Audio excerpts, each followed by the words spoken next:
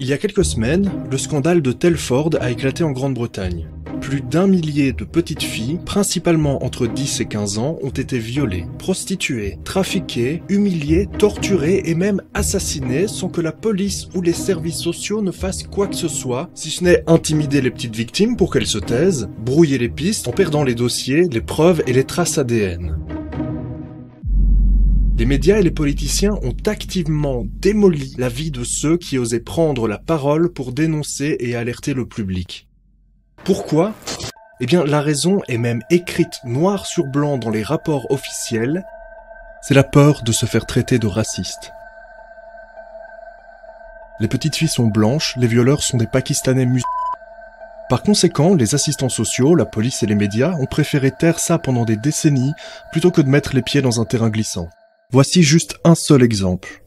Des policiers sont appelés par des voisins parce qu'ils entendent une petite fille hurler. Ils trouvent une petite fille de 11 ans, nue et bourrée à l'alcool, entourée par 7 hommes pakistanais.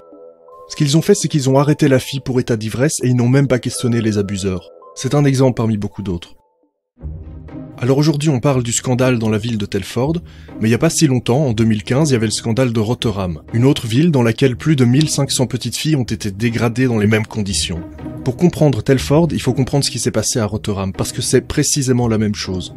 À l'époque de ce scandale, silence radio total dans les médias français. Mais pour TELFORD, contrairement à Rotherham, la nouvelle a fait une toute petite percée dans les médias français. Enfin, plus ou moins.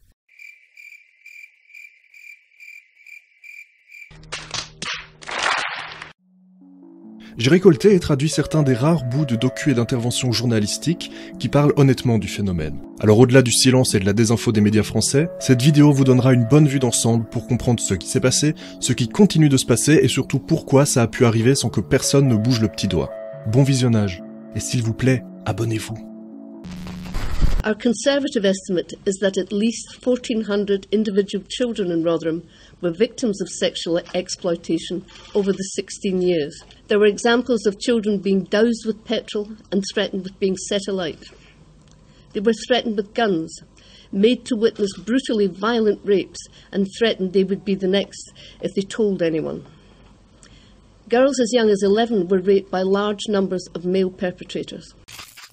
One of the young English children that was being raped at a house directly opposite this mosque on Mosque Way, a road that's been renamed as Mosque Way. In these cases, one of the victims had the letter M, inscribed with a burning hot iron mark on her bum, M, because she'd become the property of Muhammad. Another girl had her tongue nailed to a table. There's another court case now with 17 Muslim men who are in court for the prostitution and rape of young 12-year-old English white girls.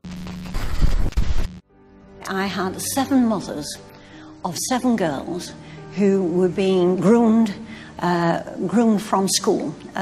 These lads were waiting for them outside the school gate, and they flattered these girls, and the girls went along with it. How old were they? Oh, they were only about 12 or 13, very young. And this was the problem that their mothers had. They knew that there was sexual activity with girls who were underage. Not entirely, but nearly always, the gangs are from the Mirpuri Pakistani community. And these 7 women were saying, it's not fair, we've told West Yorkshire Police about it, we've told social services about it, and no one will do anything. I mean, friends of mine in the Labour Party, they'd known about it for years and had never mentioned it to me. Did you feel sort of in any way politically inhibited from talking about this? Yeah, I did actually. It was difficult for me to make these arguments without being called a racist.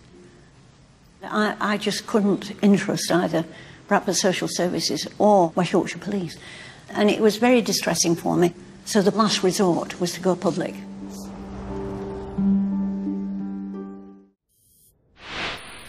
Andrew Norfolk is now the chief investigative reporter for The Times. When he first heard about this story, his liberal angst kicked in immediately. My reaction was, how on earth do you cover this story? Because it's the dream story for the far right.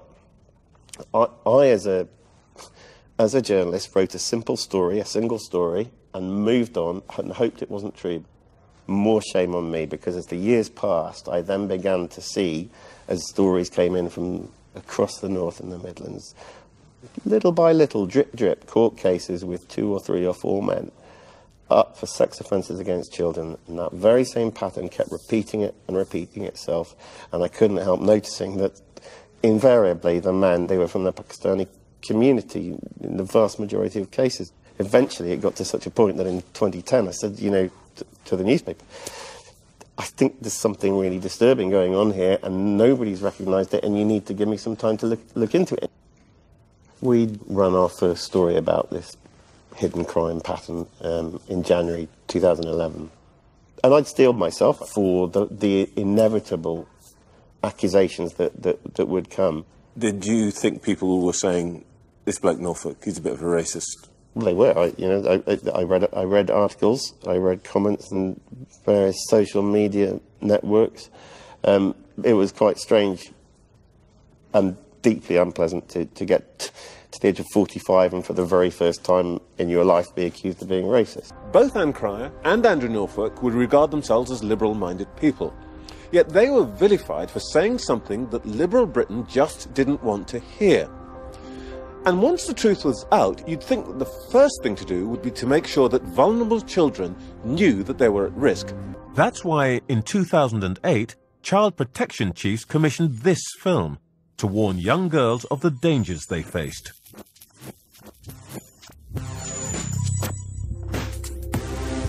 My Dangerous Lover Boy very accurately identified the process by which a young teenage girl can get lured into a world in which they find themselves horrifically out of their depth. It had a young girl, maybe, what age would you guess from seeing her? 14 years old, 15, maybe? 15. Full of adolescent frustration at the limits in her life and wanting to break bounds. A good-looking boy, a good few years older, but still a young man, maybe, early 20s, should we say? Want to come for a ride? Turning up in an attractive car, music pounding, that initial attraction, the flirting, the excitement, the ride, is all so accurate in terms of the way young teenage girls take the first steps into this world that in the worst cases, can lead to utter degradation. It's all right. It's okay. But however accurate the film was, there was one problem. It was never shown to its target audience. What I was being told by the people on the ground who had been involved in making that film was that the single most important reason why that film has not been shown in schools is because the main groomer and abuser was an Asian man. And that was unacceptable. There was a terror of treading into what was seen as a cultural, ethnic minefield. A second film was circulated, however. My men, all right. Look closely. It's not that hard to see the difference. I'm Lauren. Oh, come in, nice to meet you. He's a white teenager as opposed to a 20-something Asian. He's a lad barely a couple of years older than the girls involved. You have a cast that is all white or African Caribbean, and no Asian men to be seen, as far as I can remember, in the entire film. And it is very difficult to get Muslim organisations to condemn this formally, officially. The only religious person they had appear before them was a sheikh, an Islamic cleric, and at the end of it he tried to circulate a sermon to get all the mosques in Britain to read out that sermon in their mosques, condemning child grooming, child pimping, and 75% of those mosques refused to do so. Why would a mosque refuse to condemn child rape in a sermon? And 75% refused to do so. So there is a serious issue here. Okay. When you add to that the fact that it is justified within Islamic doctrine. The plan was to make the girl feel important. She was given gifts and drugs, but she was being groomed to be a drug-addicted prostitute. Then came the gang rapes. The girls were threatened with death if they tried to flee. It's not just sexual abuse. It is unspeakable levels of violence. Victims being raped with knives, victims being raped with bottles. victims having their tongue nailed to tables. These are sometimes girls who are being picked up from children's homes on a Friday, are being raped during the course of the weekend by hundreds of men, and then returned with bleeding groins back to the children's homes on a Monday morning, and they don't do anything about it at all. My cousin was raped, and she was found naked running from the Muslim community, aged 13. The police wouldn't help. All the police would say is she's a drug addict. She was a drug addict because they got her hooked on drugs after grooming and raping her. ISIS defends sexual slavery as Islamic, saying enslaving the families of the infidels and taking their women as concubines is a firmly established aspect of the Sharia, or Islamic law.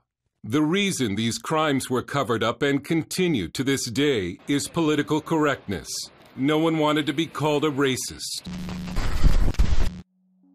Ce que vous pouvez faire, c'est montrer cette vidéo à un ami ou à un membre de votre famille. Faites-le savoir autour de vous, c'est tout ce qui compte. C'est à vous de relayer l'info parce que personne d'autre ne le fera. Je ferai d'autres vidéos sur le sujet parce qu'il y a énormément de choses à dire, mais avant de conclure cette vidéo, j'aimerais vous montrer ce qu'une politicienne britannique de gauche a dit au sujet de ces filles violées. Ces filles devraient fermer leur bouche pour le bien de la diversité.